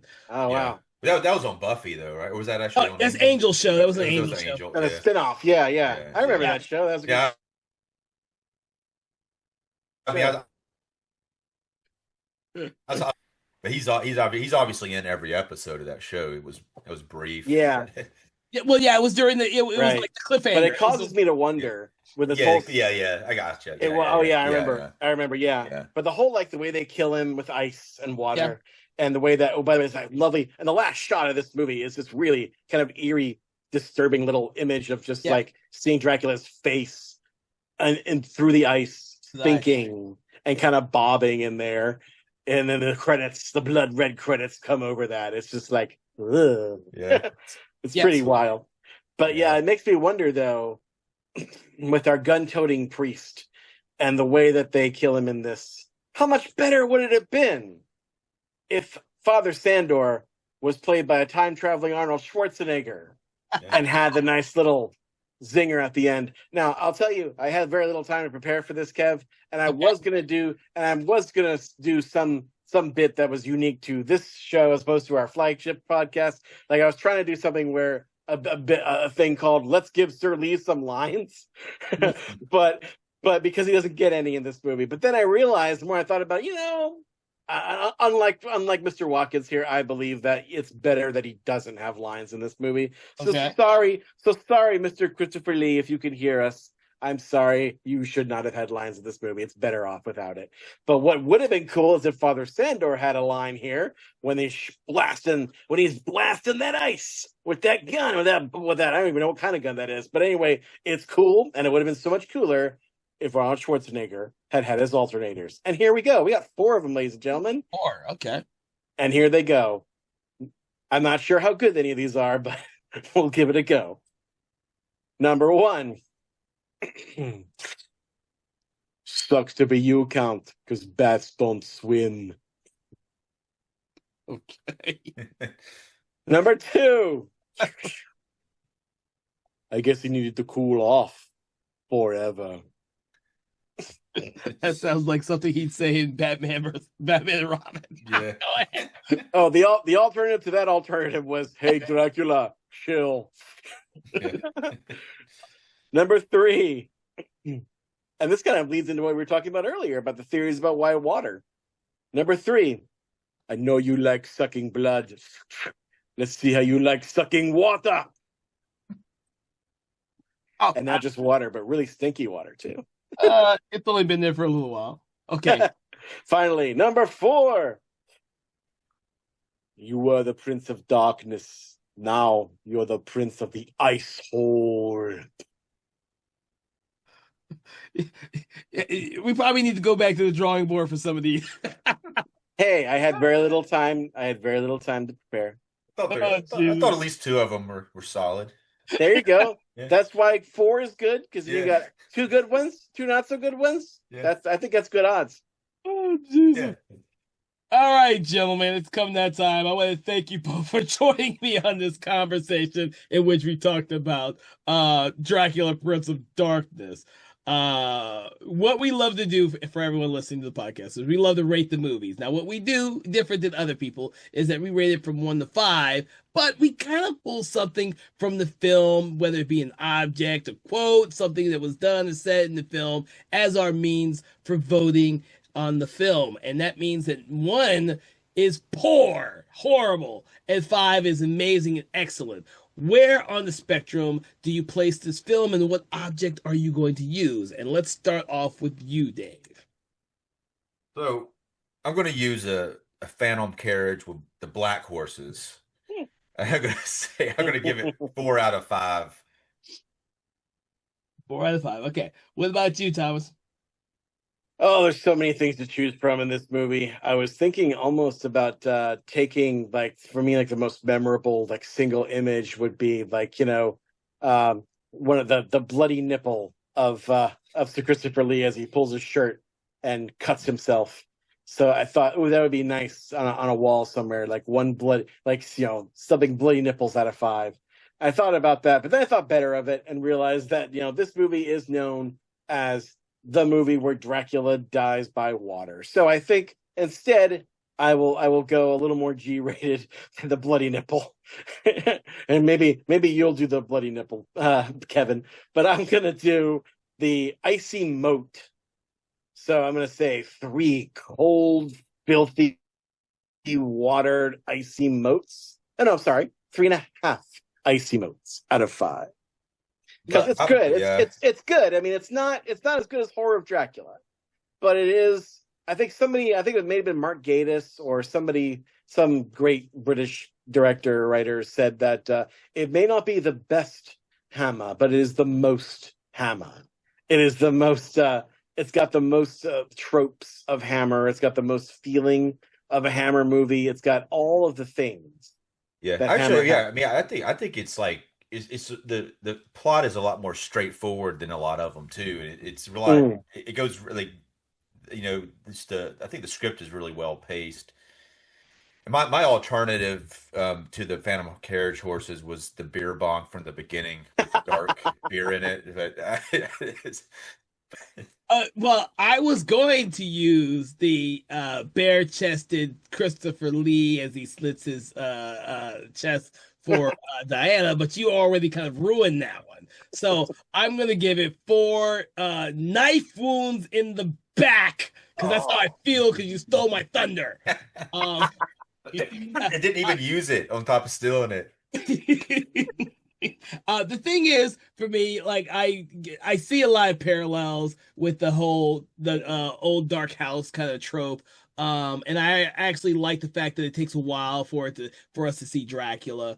There's a lot of build up, and we get to see kind of the world that we're returning to from the original Dracula, since there's been years between there. And the thing is, with me, this is the first time I'm watching these films in order of their release. This was one of the last ones I actually saw because it took me a while to find it. I never saw any of these films in order of their release, so it's been a lot more fun for me watching them now in the order of the release and then talking about them with you guys. So that's where I am with this one here. I actually really enjoy this one. I don't have a problem with it at all. With that, yeah, it's also the only one I have on Blu-ray, the only Hammer Dracula that I got. I'm hoping and praying one day that they will release all of them on a set, like all the Draculas. I want all the Draculas and I want all the Frankensteins on Blu-ray. Give it to me, guys. I know someone's working on it. But they need to be on the 4K though. They need these transfers they're doing like a lot of these 4Ks look so much better on both the ones I got of Hammer films. I'd like that too. Well, me and Dave also discussed that. Like, I was like, which ones are really good on 4K? Because I'm gonna end up buying those because I still have DVD copies of most of these, and the Blu-ray copies I had of a few of them I no longer have because I was dumb enough to sell them on accident. So I'll get any one they release on 4K. I'll get it. Oh. I'll buy that. I buy it immediately, especially if it's like a release that has a lot of bells and whistles with it on the packaging. Like the two, they just put out the Scars of Dracula and the Horror of Frankenstein of all the Frankenstein films, but I snagged both of them. They look great. Cool. What? Well, I want to thank you all for listening to us have a conversation about this Dracula Prince of Darkness for 1966. I hope that you have been enjoying our little journey as we go through each of the Dracula films in the Hammer Studio franchise. Please make sure to check out our previous episodes that we have done on the previous two films. You're going to enjoy those if you enjoy anything that has to do with Hammer. And also make sure to check out all of our previous episodes. A reminder, our show only was released the first and third Friday of each month, unless we happen to have a month where there are 5 weeks or 5 Fridays, then you might see an extra one come out on that day. So with that, thank you so much for joining our program, and make sure to check out our original program, Conversations in Horror. It is going to be an amazing year, 2026. So we have a lot of great things in store for you. Like, share, follow, subscribe, do that thing you do on your favorite podcast, on your favorite podcast app, Spotify, or YouTube, and we will see you on the next episode.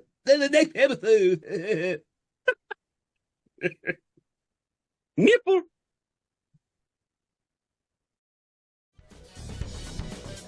Conversations in Hammer Studio Horrors is a Broken Lighthouse Pictures and Something Wicked Entertainment podcast. It is hosted by Kevin L. Powers, original music provided by Dusty Ellison, produced and directed by Kevin L. Powers. Our executive producer is Kelly A. Inoka. This podcast is produced in Gwinnett County, Georgia. Conversations in Hammer Studio Horrors is part of the Conversations in Horror podcast franchise and is copyright 2025 Broken Lighthouse Pictures. No part of this program can be used without express permission from Broken Lighthouse Pictures.